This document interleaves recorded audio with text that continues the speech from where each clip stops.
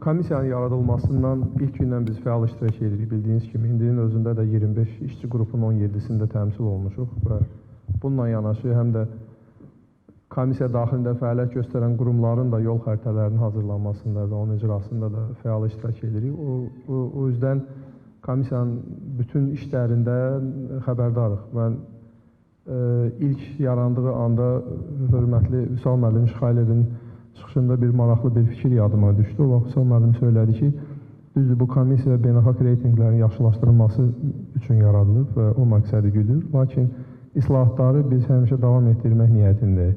Və illər sonra bunun nə qədər vacib olduğu bariz olaraq belə qəti şəkildə bizə agah oldu. Çünki Doing Business reytinqi bilirsiniz ki, artıq dayandırılıb və yeni gələn Business reyting nə dərəcədə onu əvəz edə biləcək, bunun özü hələ sual altındadır. Amma komissiyanın fəaliyyətinə olan kəskin tələbat necə var idi, o şəkildə də qalıb və hətta özəl sektorunda iştirakı getdikcə artır.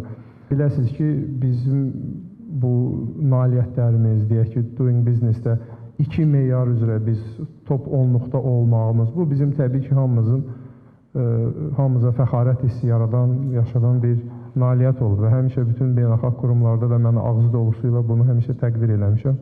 İnternetdə də o məlumatlar var. Amma düşünürəm, bir halda ki, burada özümüz toplaşmışıq, bu qədər məsul şəxslər, bu qədər nüfuzlu insanlar toplaşmışıq. Çox güman ki, biz bir qədər səmimi söhbət edib, bəzən problemləri də danışmağa hazır olmalıyıq. Özümüzdə buna da cəsarət tapmalıyıq. Mən istəyirdim bəzi perspektivlərə toxunma baxımdan. Biz bəzən nəyi müşahidə edirik? İslahatlar zamanı biznesin düşüncə tərzi ola bilsin, müxtəlif qurumlara, tənzimləyici orqanlara o qədər də açıq aydın görünmür. Ona görə düşündüm, belə bir qısaca bir təqdimat verim. Burada piramida şəklində, məşhur Maslow piramidası formatında verməyi düşündüm. Biznesin, belə deyək, təməl ehtiyacları nədən ibarətdir, prioritetləri nədən ibarətdir? Özümüzə bir xatırlatma eləyək. Altdan yuxarıya doğru gedək. Təbii ki, bütün biznesin ən bəsit, ən fundamental ehtiyacı böyüməkdir. Buna müxtəlif ad vermək olar. Deyək ki, iqtisadi maksimalizm, yəni şirkət dayanmadan böyüməlidir. Bu hansısa bir tamahdan yaranan hansısa bir fakultativ istək deyil. Bu iqtisadi zərurətdir. Bu qaçılmaz bir ehtiyacdır, tələbatdır. Çünki xərclər də dayanmadan artır.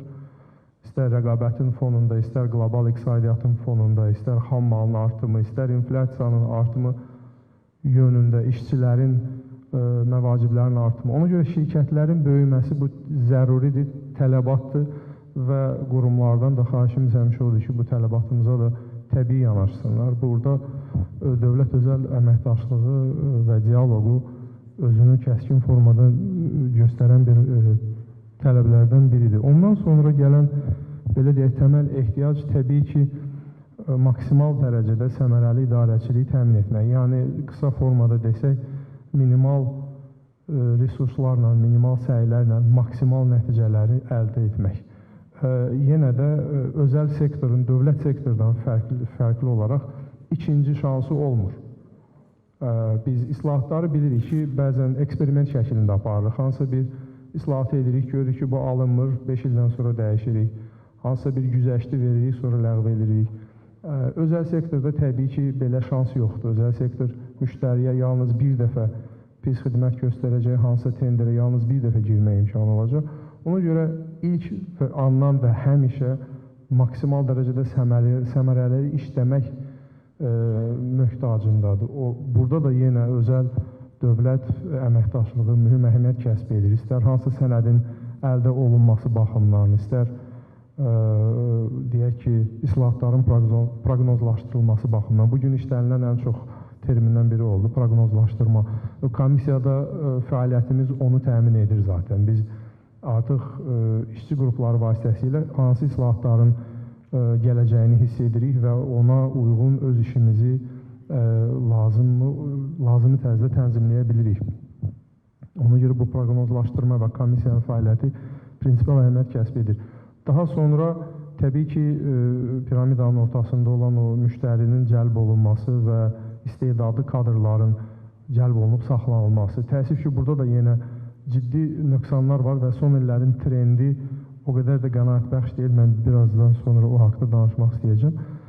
Və sonra böyüyən şirkətlər təbii ki, daha ali məqsədlərə xidmət eləmək kimi prioritetlər qoyurlar qarşısına.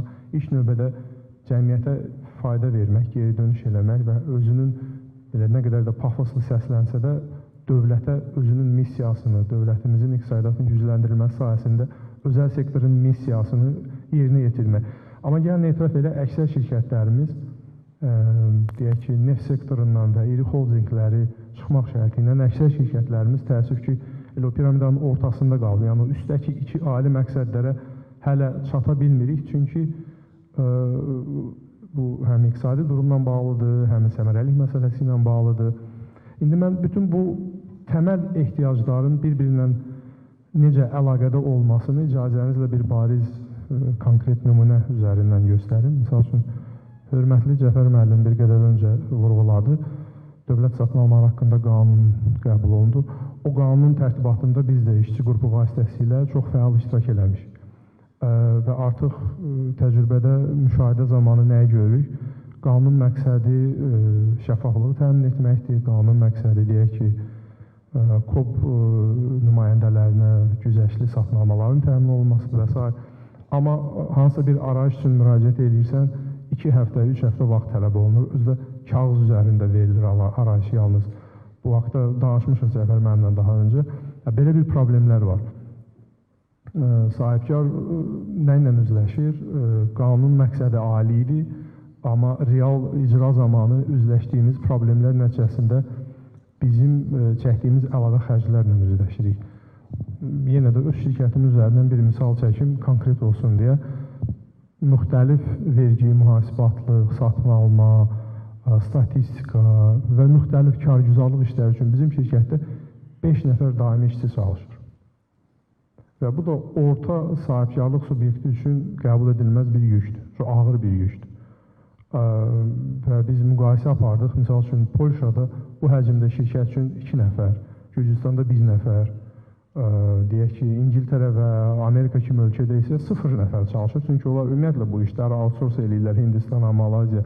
Çünki inzibaçılıq o qədər sadədir və risklər o qədər azdır ki, bunu hətta kənar ölkənin mütəxəssislərinə həvalə etmək olur.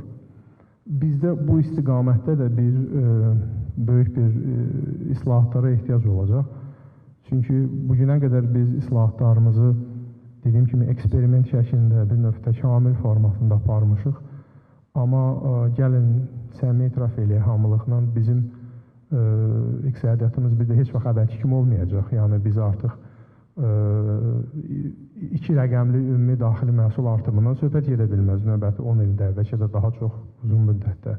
Neft gəlirləri bir daha artmayacaq. Ona görə bizim eksperiment üzərindən islahat aparmaq şanslarımız artıq getdikcə tükənir və biraz islahatları ola bilsin ki, radikal deməyək, çünki radikal dəyişikliklər nadir halda müsbət nəticə verir, amma bir qədər daha cəsarətli olmalı islahatlarımız ki, nəticələr də daha sürətli əldə edə bilək. Çünki biz qonşu dövlətlərlə də rəqabətdəyik. Həm daxildə rəqabətdəyik, həm qonşu regional dövlətlərdən də rəqabətdəyik. Çünki investisiya ora axır.